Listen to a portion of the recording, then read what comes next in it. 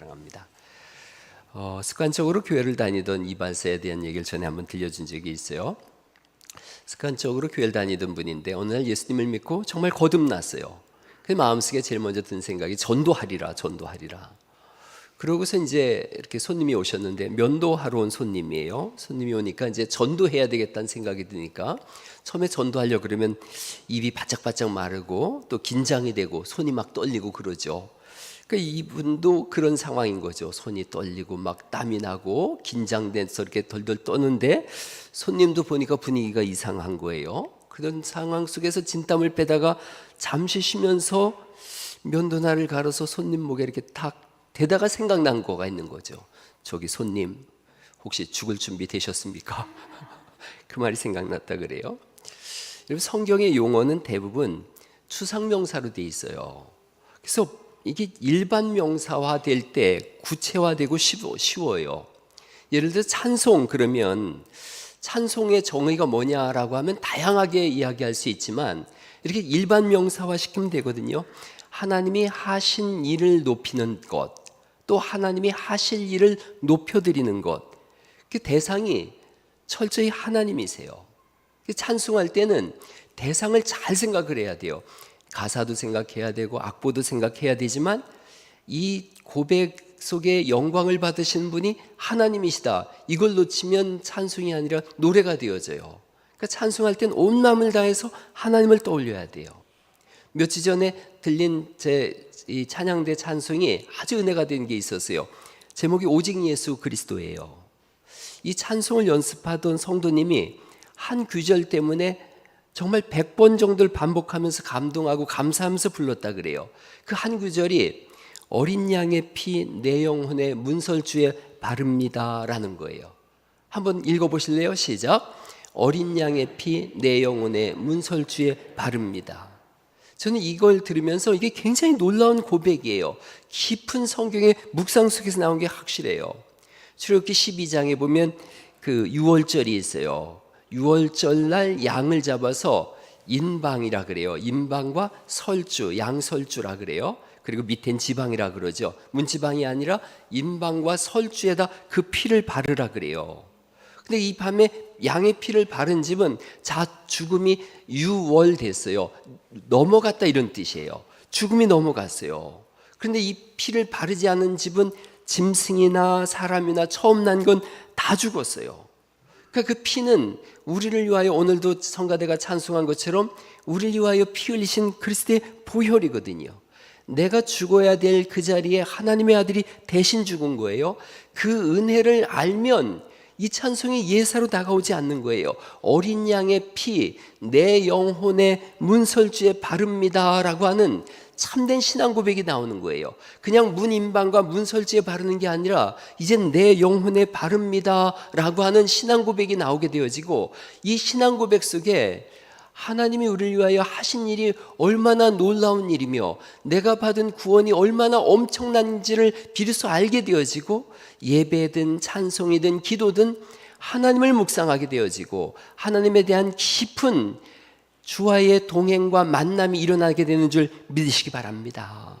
하나님이 없으면 찬송이 노래가 되어져요. 기도는 주문이 되어집니다. 예배는 이 목사 설교가 아니라 강연이 되어져 버려요. 하나님이 없고 복음이 없다 그러면 아무것도 아닌 게 되어져요. 우리가 로마서를 계속해서 1장부터 읽어가고 있는데 로마서는 로마에 있는 성도들에게 쓴 편지예요. 로마에 있는 성도들에게 쓴 거예요. 1장 6절을 보시겠어요? 너희도 그들 중에서 예수 그리스도의 것으로 부르심을 이미 받은 자인 거예요. 7절이죠. 로마에서 하나님의 사랑하심을 받고 그 다음 어떻게 돼 있어요? 성도로 부르심을 받은 모든 자 이렇게 써 있어요.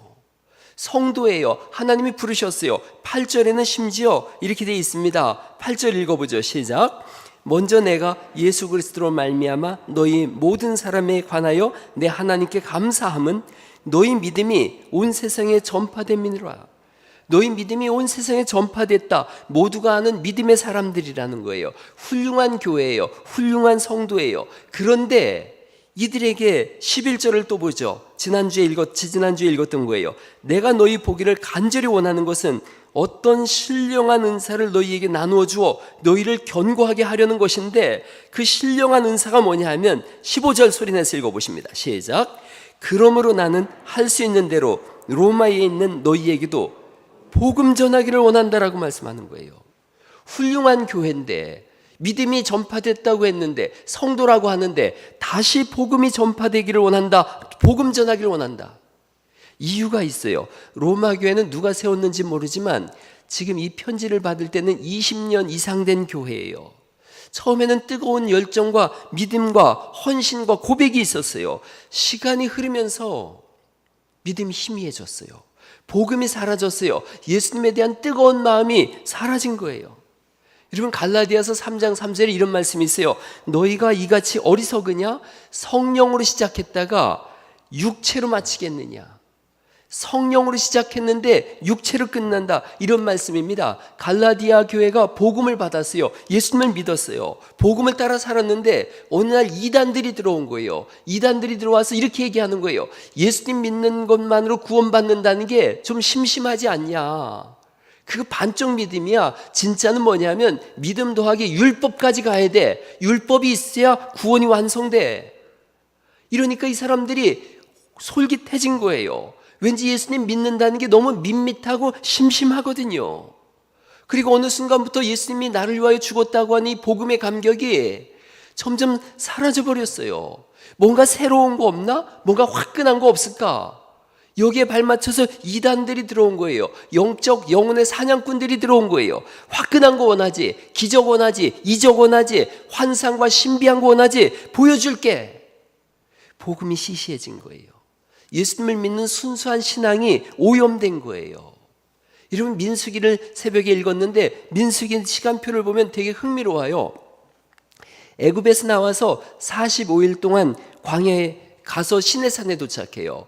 시내산에서 근 1년 정도를 성막을 받고 율법을 받고 하나님의 백성이 어떻게 살아야 되는지에 대해서 일일이 조목조목 들었어요. 배웠어요. 그리고 성막이 완성됐어요. 민수기 10장까지, 1장부터 10장까지 성막이 완성되니까 자, 이제 가나안 땅을 향해서 출발하자.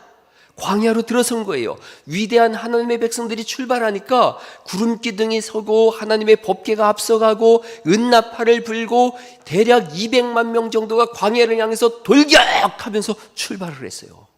얼마나 위풍당당해요. 얼마나 멋있어요. 하나님의 군대가 출발하는 거예요. 하늘에 구름 기둥이 가득해서 하나님의 임재가 충만했어요. 민수기 10장에서 이렇게 출발했는데 민수기 11장 불과 한 장을 넘어가면서 며칠 지나지 않아서 11장 1절에 이렇게 써 있어요. 여호와께서 들으시기를 백성이 악한 말로 원망하며 여호와께서 들으시고 진노하사 여호와의 불을 그들 중에 붙여서 진영 끝에 사르게 하시매.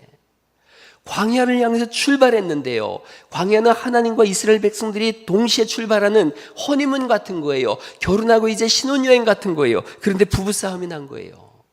하나님을 향한 그 뜨거운 사랑이 1년 동안 그 말씀을 받고 주와 동행했던 그 만나를 먹으면서 하나님의 사랑을 경험했던 것이 며칠 지나지 않아서 바로 원망으로 뒤바뀌어져 버렸어요. 사랑이 금세 식어져 버렸어요. 이유가 11장 4절에 나오는데 그들 중에 섞여 사는 다른 인종들이 탐욕을 품었다는 거예요. 이스라엘 자손도 다시 울며 이르되 누가 우리에게 고기를 주어 먹게 하랴? 우리가 애굽에 있을 때는 값없이 생선과 오이와 참외와 부추와 파와 마늘들을 먹었던 것이 생각나거늘 이제는 우리의 기력이 다하여 이 만나 위에는 보이는 것이 아무것도 없도다. 이렇게 얘기하고 있어요. 하나님의 백성들 속에 섞여 사는 다른 인종들이 있었어요. 이들에게 예수님을 믿는 사람들이 영향을 끼쳐야 되는데 오히려 이 섞여 사는 민족들이 하나님의 백성들한테 악영향을 거꾸로 끼쳐낸 거예요. 그래서 만나를 먹을 때 이들이 얼마나 좋았으면 이것이 무엇이냐? 만나라는 이름 뜻은 히브리어로 이게 뭐야? 감탄사예요. 우와, 이런 뜻이에요. 이런 걸 먹다니. 이건 조상들도 먹어본 적이 없고 이후로도 먹어본 적이 없어요. 하나님의 백성들이 광야에서만 먹었던 하늘 음식이었어요. 우와, 대단하다. 이게 뭐야? 이거였는데 나중에 이들이 원망이 나오니까 이 보잘것없는 만나 이렇게 표현하고 있어요. 출애굽기에 보면 이 보잘것없는 하나님이 주신 거라고 너무 좋아했는데 나중엔 보잘것없다, 원망이 일어나고 불평이 일어나고 불평불만 속에 하나님이 주신 것이 하잘것없고 보잘것없고 쓸모없어 보이더라는 거예요. 여러분, 이제 그렇게 하자 그들이 금송아지를 세워요. 한 달 보름이면 가나안 땅 들어갈 수 있거든요. 45일 와서 시내산 거쳤어요. 45일이면 가나안 땅 들어갈 수 있는데 원망하고 있어요. 불평하고 있어요. 하나님 주신 것이 보잘것없다 그래요. 그러자 이들은 38년을 뺑뺑 돌게 되어져요.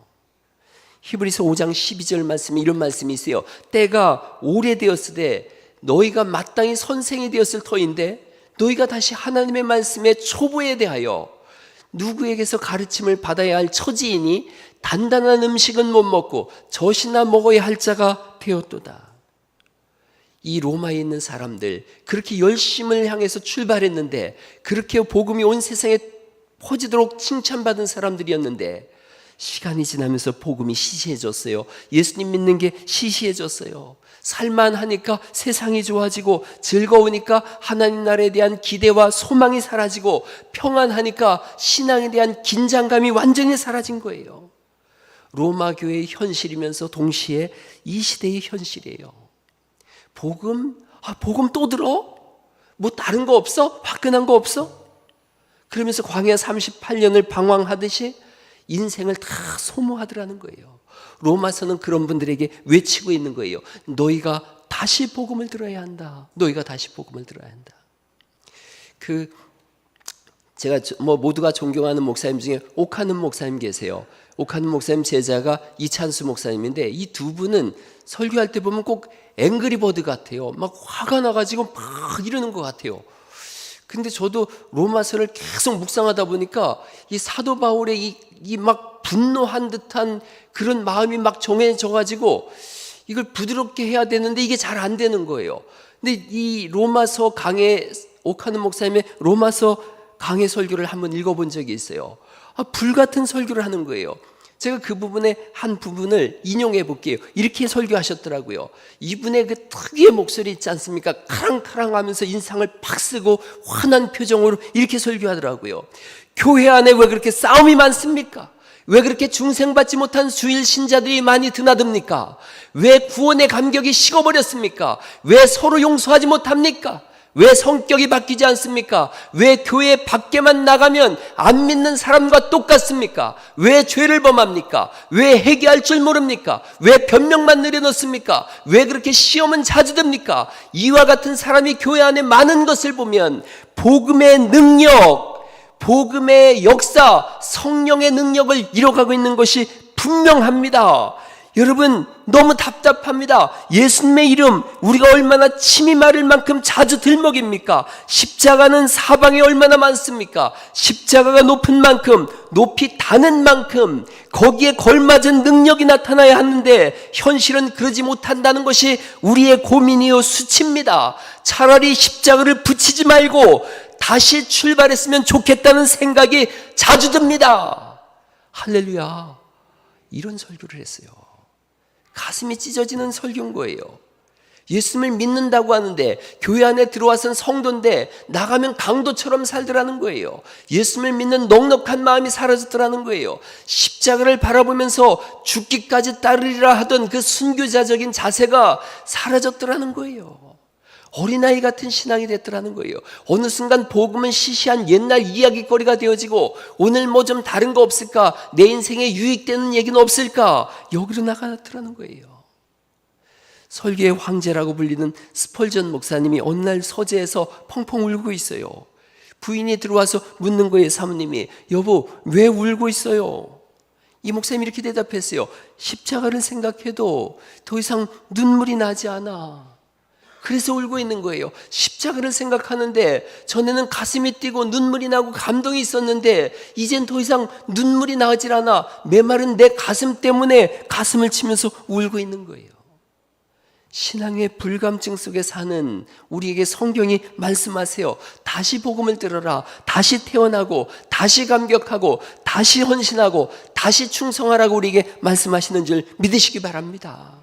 로마서 1장 15절이 이렇게 써 있어요. 로마서 1장 15절 말씀 다시 한번 읽어보실래요? 시작. 그러므로 나는 할 수 있는 대로 로마에 있는 너희에게도 복음 전하기를 원하노라. 여러분, 너희에게도를 자기 이름을 넣어서 한번 해보죠. 너희에게도를 자기 이름을 넣어서 한번 다시 읽어보시죠. 시작. 그러므로 나는 할 수 있는 대로 로마에 있는 흥준이에게도 복음 전하기를 원하노라. 그렇게 말씀하세요. 복음이 뭔가 하는 거예요. 그러면 복음 전하기를 이렇게 원한다 그랬는데 복음이 뭔가 하는 거예요. 1장 1절을 다시 한번 보실까요? 1장 1절이 복음의 시작이 이렇게 되어져요. 같이 읽어보시죠. 시작. 예수 그리스도의 종 바울은 사도로 부르심을 받아 하나님의 복음을 위하여 택정함을 입었으니. 예수 그리스도, 이게 복음이라는 뜻이에요. 예수님이란 뜻은 자기 백성을 저희 죄에서 구원할 자다, 이런 뜻이에요. 구원한다. 예수님의 이름 뜻이 구원이에요. 이 이름 뜻과 구약의 같은 이름들이 이사야, 여호수아, 예수아 다 구원이란 뜻이에요. 예수님이 이 땅에 오셨어요. 왜 오셨는가? 구원하려고 오셨다는 거예요. 그리스도라고 말씀하세요. 그리스도란 뜻은 기름 부음을 받은 자다, 이런 뜻이에요. 기름을 누구에게 붓느냐 하면 하나님의 것으로 구별된 것에게 기름을 부었어요. 그러니까 예수님이 누구시냐? 하나님의 것으로 구별되신 분이란 뜻이에요. 기름 부음 받은 자, 왕, 선지자, 제사장, 이런 분들에게 기름을 부어서 하나님의 것으로 구별시켜놔요. 예수님은 하나님의 사람으로 구별되신 하나님이세요. 오셔서 그럼 하나님의 일을 하시는데 그게 뭐냐? 구원이에요. 구원이란다는 것도 되게 추상적인 명사예요. 이거 일반 명사를 바꾸면 이런 뜻이에요. 묶여진 것에서 풀어준다는 거예요. 갇혀진 것에서 나오게 한다는 거예요. 물에 빠져 죽는 사람 건져내준다는 거예요. 그러니까 예수님은 우리의 묶여진 환경에서, 우리가 갇혀진 죄악에서, 죄에 빠져 죽을 그 모든 환경에서 건져내 주시는 분인 줄 믿으시기 바랍니다. 사도행전 16장에 보면 바울과 실라가 빌립보에 가서 복음을 전했어요. 귀신 들린 여종을 만났어요. 귀신이 그 여자를 사로잡은 거예요. 귀신한테 묶여있는 여자예요. 그 여자를 향해서 바울이 외쳐요. 사도행전 16장 18절에 있는 말씀이에요. 예수 그리스도 이름으로 내가 내게 명하노니 그에게서 나오라. 그랬더니 귀신이 즉시 나왔어요. 묶인 곳에서 풀어진 거예요. 그랬더니 좋아해야 되는데 그 귀신 들린 여자를 통해서 점쳐서 돈을 버는 주인이 있었거든요. 주인이 보니까 귀신이 떠나가서 더 이상 점을 못 치는 거예요.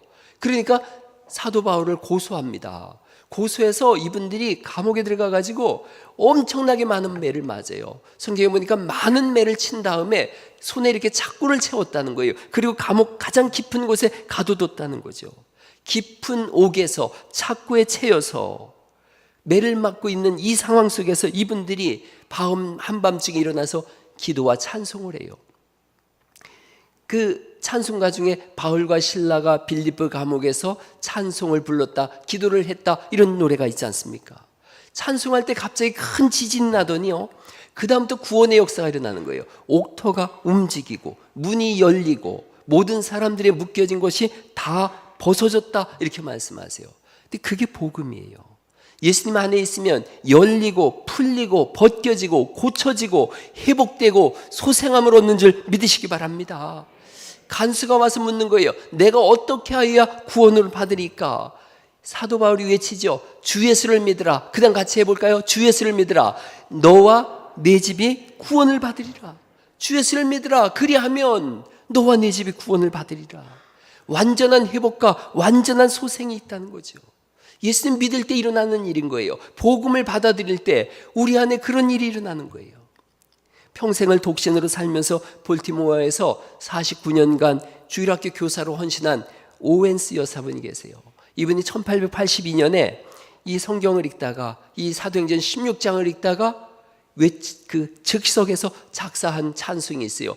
기쁜 소리 들리니 예수 구원하신다. 만민에게 전하라. 예수 구원하신다. 주님 명령하시니 산을 넘고 물 건너 온 세상에 전하라. 예수 구원하신다. 518장에 있는 찬송인데 3절만 같이 한번 불러보실까요? 3절.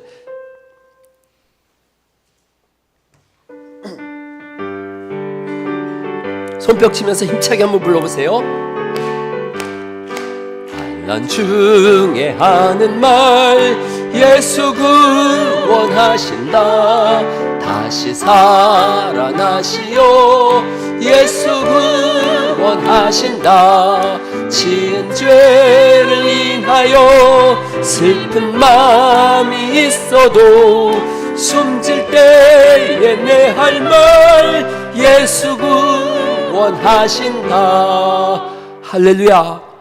무슨 철학이, 도덕이, 윤리가, 의학이, 과학이 우리를 구원하는 게 아니고 영원한 구원, 완전한 구원은 오직 예수 그리스도를 통해서만 이루어지는 줄 믿습니다. 그래서 복음 중에 복음, 굿뉴스, 가장 좋은 소식이 뭐냐? 예수 구원하신다. 숨질 때 여러분 어떤 말 하겠어요? 한마디 하는 거예요. 예수님 구원하신다. 우리들의 승전가는 예수님 구원하신다. 여러분, 우리의 평생의 고백은 오직 예수 그리스도가 우리를 구원하신다는 것이 우리의 고백인 줄 믿으시기 바랍니다.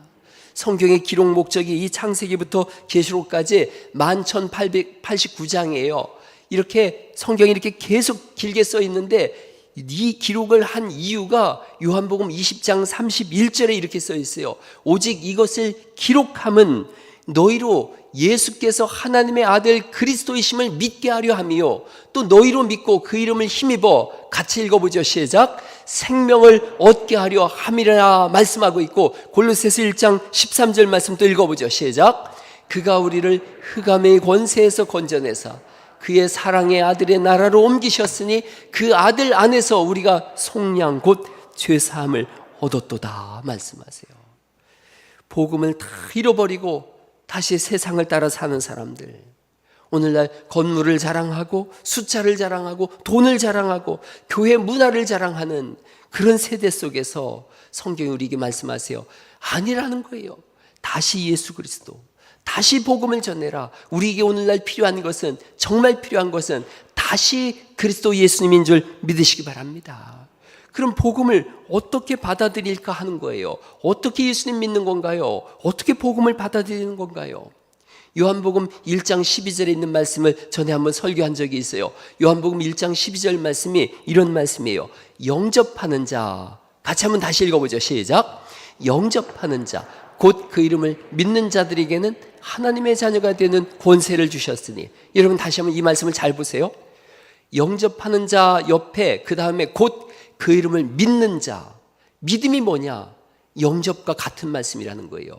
믿음은 추상명사이기 때문에 어려워요. 그러나 영접은 쉬워요. 영접을 제가 한문으로 찾아봤더니 손님을 맞아서 접대함인데 이게 성경적 단어하고 똑같아요. 영자는 맞이할 영자에다가 접자가 사귈 접자예요. 사교, 사귐 이런 뜻이에요. 우리를 왜 불러셨느냐 하면 성경에 써 있어요. 너희를 불러 그 아들 우리 주 예수 그리스도와 교제케 하시는 하나님은 믿을 수 있는 분이시다, 믿으시다 이렇게 써 있어요.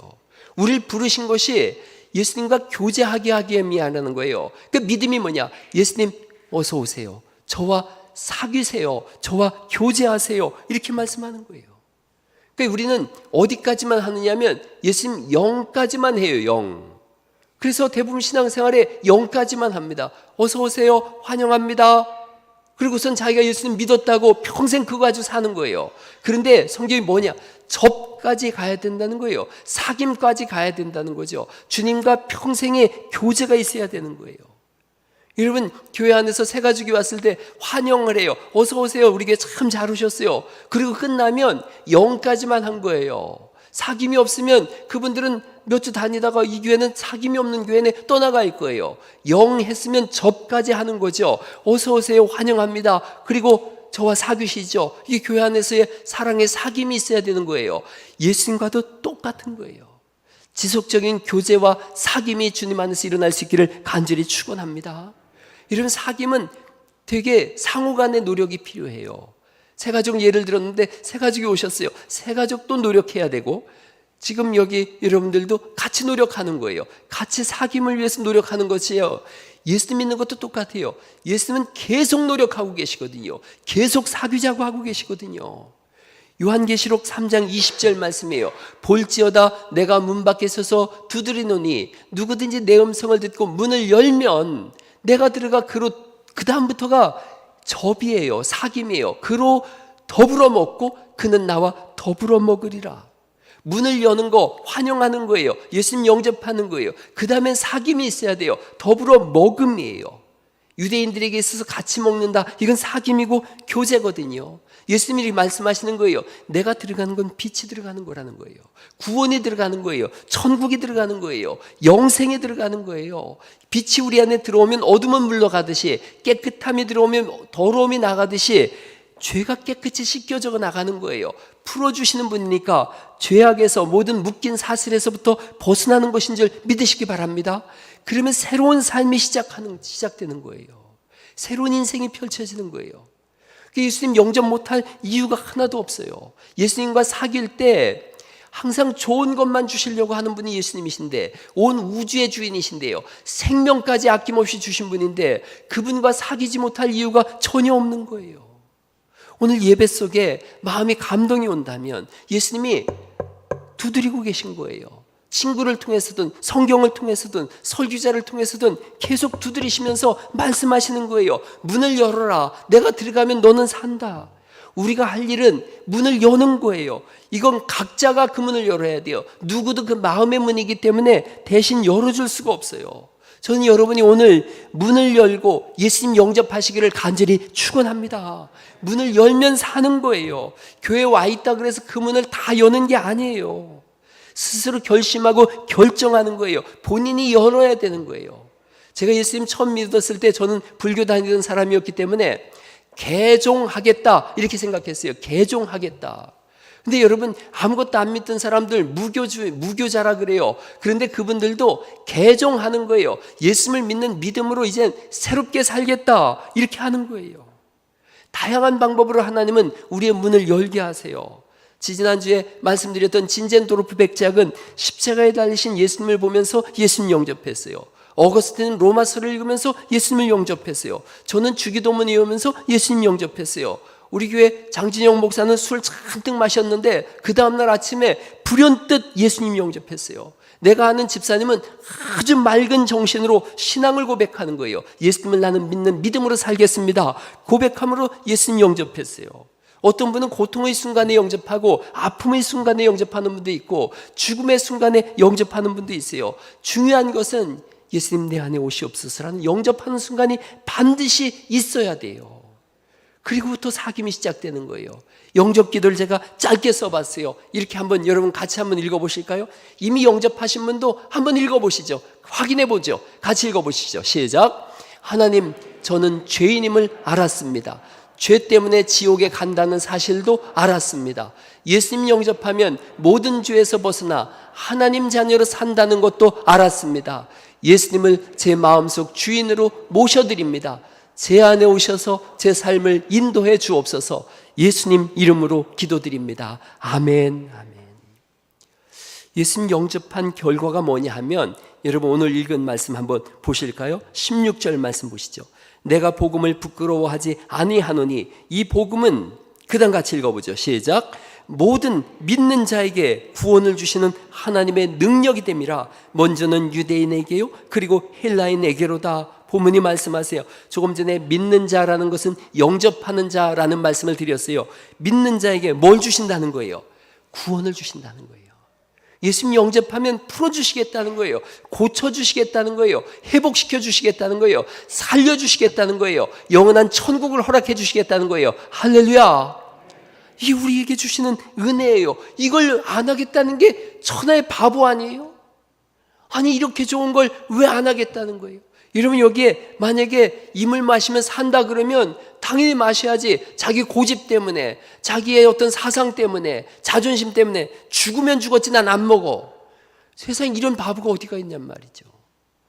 아니, 사는 길이 여기에 있는데 영접하면 구원을 주신다고 말씀하시고 있고, 거기에 써 있지 않습니까? 내가 복음을 부끄러워하지 않으니 이 복음은 모든 믿는 자예요. 모든 믿는 자.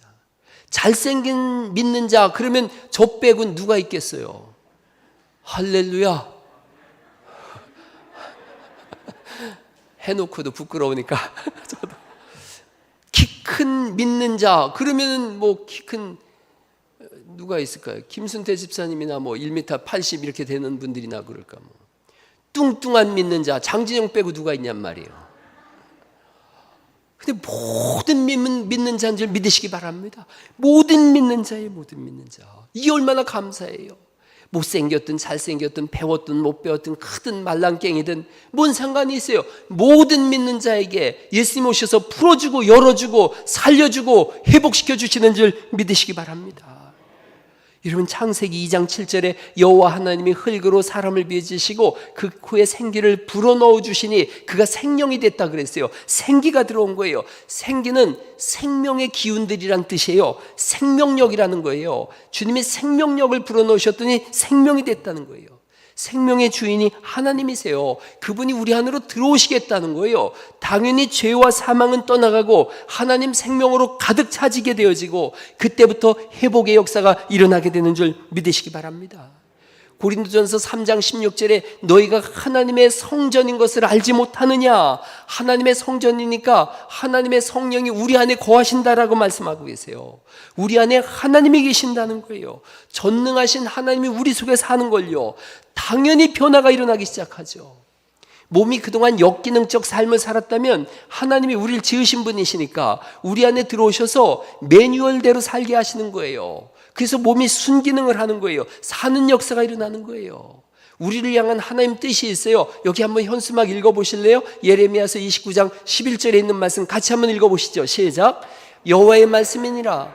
너희를 향한 나의 생각을 내가 아나니 처평하니 재앙이 아니니라. 너희에게 미래와 희망을 주는 것이니라.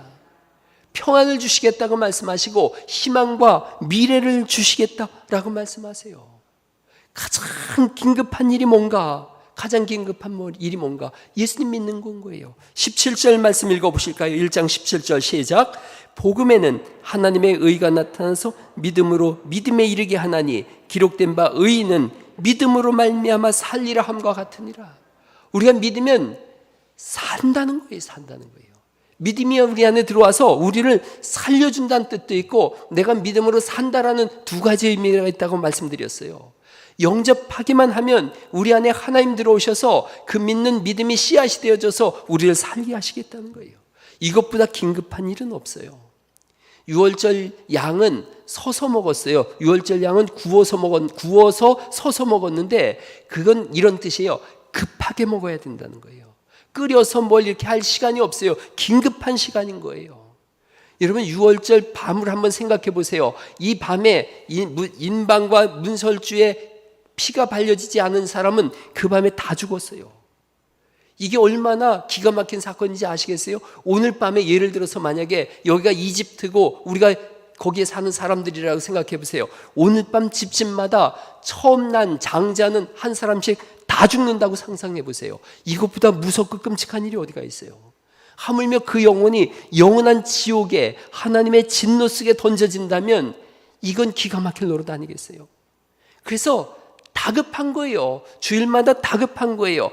여기서 오늘 예수님 믿는 사람이 생겨나야 되는데 안 믿은 사람이 오늘 꼭 예수님 믿어야 되는데 예수님 영접했다면 이제는 영에서 접으로 사귐으로 교제로 친교로 나가는 그런 삶이 펼쳐져야 되는데 할렐루야, 예배가 그런 건 거죠. 제가 갈릴리의 교회에서 제일 한 유머 중에 가장 재밌었다고 하는 유머가 뭔가 찾아봤더니 그거더라고요. 소가 변비에 걸려서 변을 못 보니까 수의사가 와서 진찰을 하는 거예요. 그리고 큰 알약을 하나 주면서 이걸 먹이면 된다고 하는 거예요. 강력한 설사약입니다. 너무나 커가지고 이걸 어떻게 먹이냐고 그러니까 호수에다가 이렇게 넣어가지고 소 입에 넣고 훅 불면 된다고 그러는 거예요.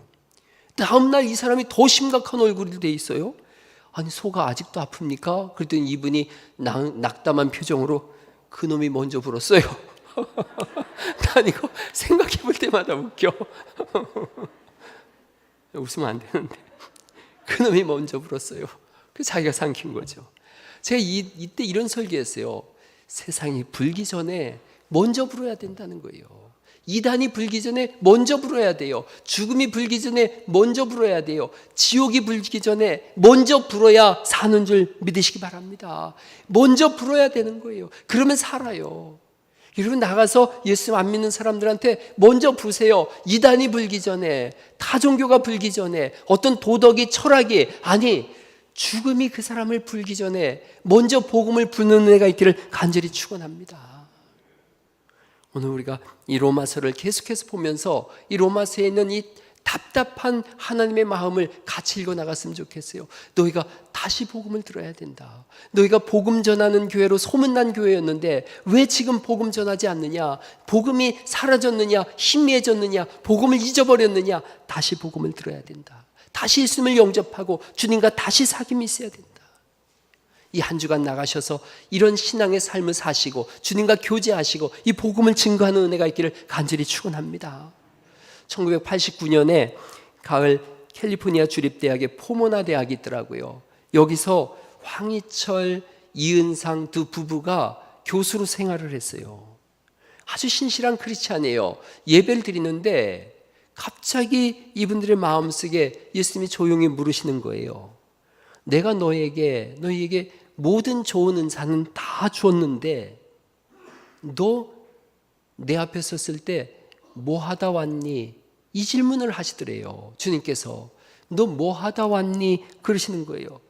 이 주님의 짧은 질문 속에 이 부부의 삶이 송두리째 바뀌어졌어요. 이때부터 남편과 아내가 신학을 공부하고 목사 안수를 받았어요. 그리고 그 좋은 모든 직장을 다 내려놨어요. 제가 이 책을 읽고 이분들 찾아봤더니 새롭게 하소서에 나왔는데 얘기를 들어보니까 대통령 만찬에 꼭 참석해서 함께 식사하던 분들이더라고요. 근데 이런 걸 다 내려놓고 아프리카로, 미얀마로, 모잠비크로, 인도로, 차마고도로 전 오지 30개국 정도 되는 오지를 다니면서 복음을 전해요. 그 남편은 죽었어요, 병이 들어서. 이 부인이 멈추지 않고 계속 복음을 전하는 거예요. 아픔과 고난과 고통이 얼마나 많아요. 화장실이 없는데 이분들이 전부 노상에서 대소변을 보면서도 복음을 전하고 그렇게 하는 거예요. 한 이유 딱 한 가지인 거예요. 너 뭐 하다 왔니? 이 질문에 답을 해야 됐다는 거예요. 오늘 우리가 복음을 들었어요. 예수님 영접했어요. 이제 한 가지 질문에 우리도 대답해야 돼요. 나는 너에게 이 세상을 주고 생명을 줬고 그리고 은사를 줬는데 너 뭐 하고 있니? 너 뭐 하고 있니? 이 질문에 대답을 해야 되고요. 그리고 어느 날인가 주님 앞에 섰을 때 주님 물으실 거예요. 너는 그 한평생을 살면서 뭐 하다 왔니? 주님을 따라 살고 복음을 따라 살고 복음을 전하다 왔습니다 라는 것을 입술이 아니라 삶으로 대답하는 그런 평생의 은혜가 있기를 예수님의 이름으로 축원합니다. 우리